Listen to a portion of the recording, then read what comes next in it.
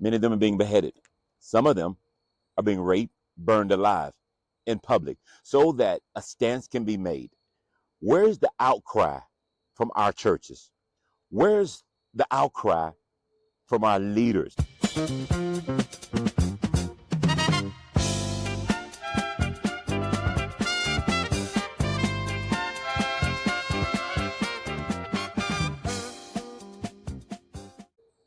There is never a time for the church, in particular the African American church, to be silent when it comes to Christian persecution.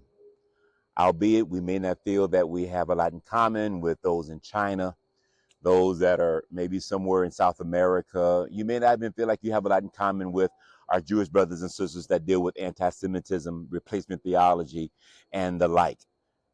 But one thing's for sure, we should all resonate with our dark-skinned and light-skinned brothers and sisters in West Africa. Right now, Nigeria is literally on fire. There's Christian persecution. Hear me, Christian.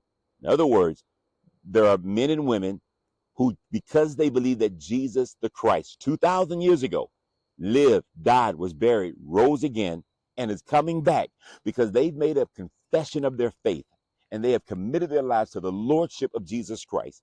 Because of that alone, they're being persecuted.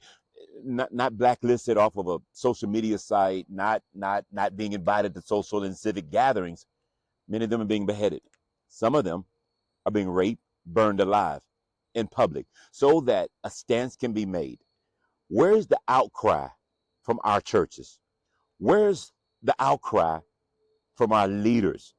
And I want to take a quick minute to applaud every leader, every denominational leader, every regional leader, every pastoral leader, that from the pulpit, whether it's in person or in the social media platforms, that you're crying aloud and you're sparing not. You're bringing awareness to the people in your ministry.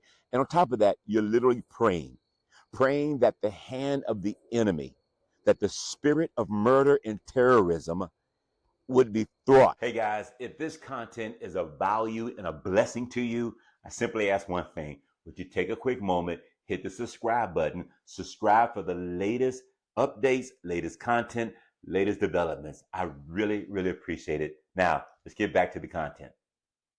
And that God would get the victory, that God would so protect with a hedge of protection around our brothers and sisters there in Nigeria. Would you join me in this campaign of crying aloud and sparing not?